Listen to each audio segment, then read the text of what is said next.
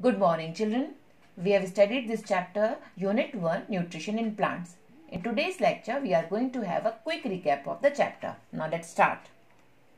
Nutrition, the process of taking or consuming food and utilizing it. And what are these nutrients? These are the substances from which an organism derives energy and are required for growth and maintenance. Coming to modes of nutrition, they are of two, autotrophic and nutrition and heterotrophic nutrition. Coming to autotrophic nutrition, here organisms prepare their own food from simple inorganic molecules. Who are these organisms? These are the green plant. How they perform this process? They perform photosynthesis due to the presence of chlorophyll in leaves, and as a result of photosynthesis, they make food. Now, since they make food for themselves, they are known as producers. And if you break this word autotroph, then it has two parts. Auto means self, troph means nourishment. Coming to heterotrophic nutrition, here the energy is derived from other organisms and the breakdown product of digestion are then used to synthesize the organic material. It is found in man and non-green plants. Heterotrophic animals, they are of three types: herbivores, carnivores, omnivores. Herbivores, green plants eating animals, carnivores flesh eating animals, and omnivores, they eat both. Coming to photosynthesis, what is photosynthesis? Process by which green plants prepare their own food. Now the raw materials required are carbon dioxide, water, chlorophyll and light. Where it occurs? It occurs in leaves. Why? Because of the presence of green pigment called chlorophyll. And in xerophyte it also occurs in stem. Now, what is produced in this process? A starch is produced, which is a carbohydrate, and oxygen is released as a byproduct. Coming to the word equation, carbon dioxide plus water, presence of sunlight and chlorophyll, it gives carbohydrate plus oxygen is released. Now, coming to other modes of nutrition, the first one is saprophytic nutrition. In this, the organism feed on dead and decaying matter. And most important, these plants lack chlorophyll. What are the common examples? Fungi, mushroom, yeast and many bacteria. Now these are mostly seen during and after rains. As you can see, this one is agaricus or the mushroom. Here you can also see bread mold growing in a bread. Coming to parasitic mode of nutrition.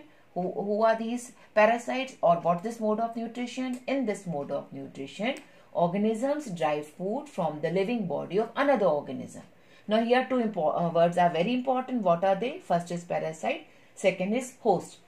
Now what is a parasite? An organism which lives on other organism and also derives its food from other organism. Now what is this host? The organism on which a parasite lives and derives its food from it. Coming to haustoria, what are these? These are the special structure of parasite which they insert in host to absorb nutrient. Most important here, these plants are non-green plants. They are non-green in color because they don't have chlorophyll. Now coming to types of parasite, there are two types. One is total parasite, other one is partial parasite. Now who are these total parasite? Coming to the first picture, as you can see that here total parasite means these are those parasites which cannot perform photosynthesis, and as you can see that they are non-green in color. Example, we have dodder, amabile or cuscuta. Coming to partial parasite. Now here, why we call them partial parasite? Because they have green leaves. Now look in this picture, they have green leaves. They can perform photosynthesis. But then why we call them parasite? It's because they require water and mineral from the host plant on which they are growing. One such example is called mistletoe.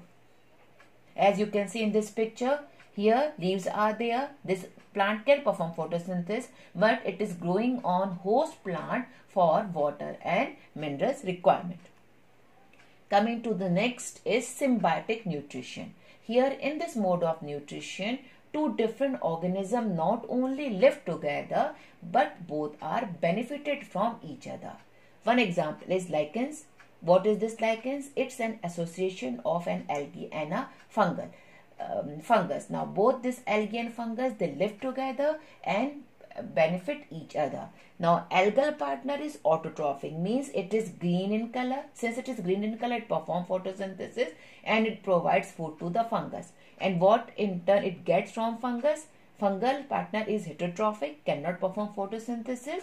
So this fungus provide algae with shelter, water and minerals. Now this symbiotic nutrition is different from parasitic in the sense, in parasitic only one organism is benefited, that is the parasite, whereas in symbiotic both organisms are benefited.